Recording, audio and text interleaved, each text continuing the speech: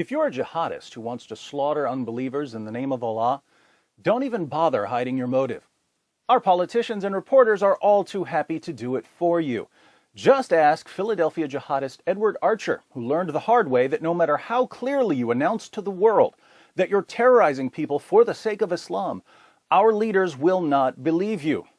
Of course, if Archer had said, "I'm a Republican gun supporter killing in the name of the NRA," our news networks would have immediately made a connection between his actions and his ideology. If Archer had stood up and declared, "I'm a woman," politicians and the media would have shouted in a chorus of affirmation, "Of course you are, and anyone who says you're not is a bigot." But since Archer attacked a police officer while dressed in full Islamic garb and soon confessed that he's a jihadist fighting to establish Sharia, our leaders naturally respond, "Shut up, liar, there's no such thing as jihad." Imagine Archer's frustration as he tells investigators exactly why he shot Officer Jesse Hartnett. The suspect in question is a 30-year-old male from Yaden. He has a Philadelphia address as well, I believe. Has confessed to committing this cowardly act in the name of Islam.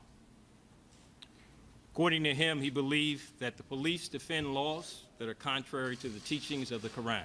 We had the suspect upstairs, the homicide unit, talk to him. Right away, he didn't have anything to say, but then he stated that he pledges his allegiance to Islamic State, he follows Allah, and that is the reason he was called upon to do this. This crystal clear confession is then immediately thrown out by world-renowned Quran scholar / mayor of Philadelphia for the past 4 days, Sheikh Jim Kenney. In no way, shape, or form does anyone in this room believe that Islam or the teaching of Islam has anything to do with what you've seen on that screen. That is abhorrent, it's terrible, and it does not represent the religion in any way, shape, or form or any of its teachings. Now, there are two basic ways you might deny the connection between Islam and jihad. First, you might pretend that the Quran doesn't say things like, "Fight those who do not believe in Allah," Surah 9, verse 29. "O Prophet, strive hard against the unbelievers and the hypocrites and be unyielding to them," Surah 9, verse 73. "Surely Allah has bought of the believers their persons and their property for this, that they shall have the garden. They fight in Allah's way, so they slay and are slain," Surah 9, verse 111. "O you who believe, fight those of the unbelievers who are near to you and let them find in you hardness," Surah 9, verse 123. Muhammad is the messenger of Allah, and those who are with him are severe against disbelievers and merciful among themselves, Surah 48, verse 29, and so on. Unfortunately, the claim that the Quran doesn't say these things can be refuted using the skills a 5-year-old learns on Sesame Street. If you can read, you can know what Islam teaches.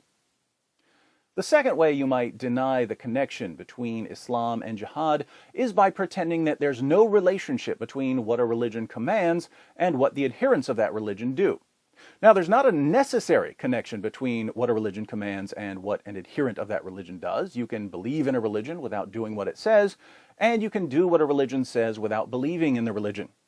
But does this mean that there's no connection at all? When a Muslim prays 5 times per day, does this have something to do with Islam?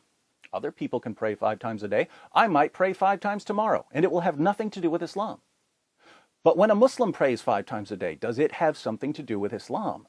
Of course it does, because Muhammad commanded his followers to pray 5 times a day. When a Muslim fasts during the month of Ramadan, does this have something to do with Islam? Non-Muslims might coincidentally fast during that month, and it will have nothing to do with Islam. But when a Muslim fasts during the month of Ramadan, is there a connection to his religion? Of course there is, because Muhammad commanded his followers to fast during the month of Ramadan. When a Muslim takes the pilgrimage to Mecca, does it have something to do with Islam? Yes, because Muhammad commanded his followers to take the pilgrimage to Mecca. When a Muslim goes to the mosque on Friday, or recites the Shahada, or pays zakat, does this have something to do with Islam? Absolutely. Now, when a Muslim opens the Quran and reads, "Fight those who do not believe in Allah," and he decides to obey this command, and he opens fire on a police officer, does this have something to do with Islam? Does this mean that all Muslims are violent? No. Does it mean that we need to round up Muslims and put them in camps? Not at all.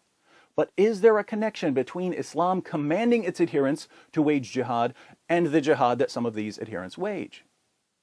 No question. So when politicians like Mayor Kenny, after every Islamic terrorist attack, rush to defend the ideology that inspired the attack, when they say ridiculous things like, this is a criminal with a stolen gun who tried to kill one of our officers, has nothing to do with being a Muslim or following the Islamic faith.